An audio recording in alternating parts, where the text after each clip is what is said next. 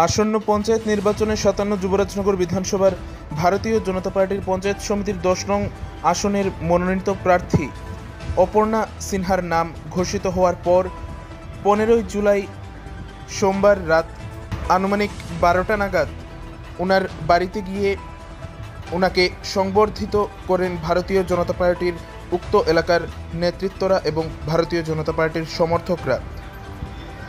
এই পঞ্চায়েত নির্বাচনে অপর্ণা সিনহাকে ১০ নং আসনে ভারতীয় জনতা পার্টির প্রার্থী হিসাবে মনোনীত করায় সকলে অত্যন্ত আনন্দিত এবং একে কেন্দ্র করেই সোমবার রাত ১২টা নাগাদ ওনার বাড়িতে গিয়ে ভারতীয় জনতা পার্টির কার্যকর্তারা ওনাকে সংবর্ধিত করেন এবং অভিনন্দন জ্ঞাপন করেন। সবাইকে নমস্কার।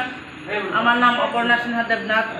আসন্ন ত্রিস্তর গ্রাম পঞ্চায়েত নির্বাচনে যুবরাজনগর পঞ্চায়েত সমিতি থেকে ১০ নং আসনে আমাকে মনোনীত করেছেন।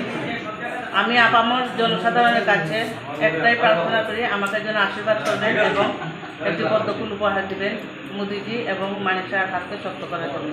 নমস্কার।